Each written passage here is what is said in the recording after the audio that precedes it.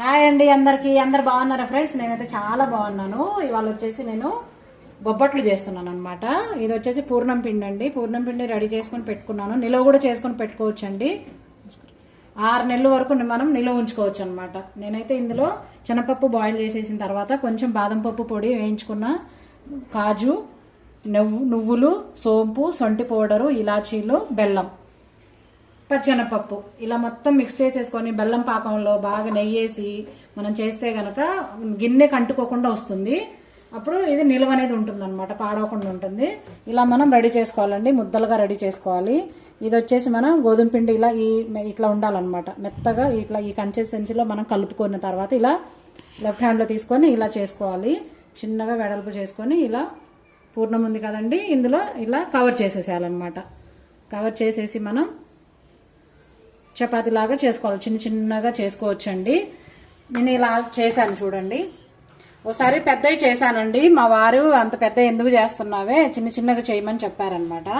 చిన్నగా అయితే తినొచ్చు ఒక 2, పెద్దదైతే అంత పెద్దగా ఎలా తింటాం చేతిలో పట్టుకొని అని అన్నారు.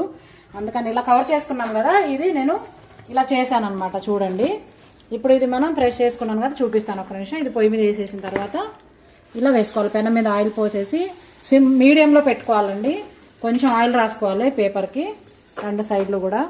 కింద ఇలా రాసుకోవాలి, ఇక్కడ కూడా రాసుకోవాలి. ఇది మనం చేసాం కదా కవర్ చేసుకున్నది, ఇది వచ్చేసి ఇలా పెట్టుకోవాలి. ఇలా పెట్టేసి మనం కొంచెం ఇట్లా చేతితో ఫస్ట్ చేసి కవర్ ఇలా ఫోల్డ్ చేసేయాలి. ఫోల్డ్ చేసేసి మనం జస్ట్ ఇట్లా హ్యాండ్స్తో ఇలా పెట్టుకోవచ్చు అనమాట. చాలా ఈజీగా చేసుకోవచ్చు, మంచిగా తొందరగా అయిపోతుంది. ఫస్ట్ అన్నీ మనం ఇలా కవర్ చేసుకొని పెట్టుకుంటే ఫాస్ట్గా అయిపోతుందండి. ఇద్దరిద్దరు మనుషులు ఉండాల్సిన అవసరం లేదు. టైం సేవ్ అవ్వాలంటే ముందు పిండి ఇవన్నీ కవర్ చేసుకోవాలి. కలుపుకొని పెట్టుకొని మనం ఇలా ముద్దలుగా చేసి తొందరగా చేసుకోవచ్చు అనమాట. ఇది చూడండి, ఇది సిమ్లోనే పెట్టాలి. మనం ఏం చేయాలంటే ఆయిల్ వేసుకోవచ్చు, లేదా మనం నెయ్యి కూడా వేసుకోవచ్చు అండి. నెయ్యి కూడా చాలా బాగుంటుంది టేస్ట్. తినేటప్పుడు వేడి బొబ్బట్టు మీద నెయ్యి వేసుకొని తింటే చాలా బాగుంటుందండి, సూపర్ ఉంటుంది అనమాట. కొంతమంది వంకాయ కర్రీతో కూడా తింటారండి. ఇది నెల్లూరు వాళ్ళు వంకాయ కర్రీతో తింటారంట. బొబ్బట్లు చాలా బాగుంటుందంట. మీకు నచ్చిందా ఫ్రెండ్స్? మీకు నచ్చితే కనుక లైక్ చేయండి, షేర్ చేయండి, సపోర్ట్ చేయండి, కామెంట్ చేయండి. మా వీడియో సబ్స్క్రైబ్ చేసుకోండి ఛానల్ని.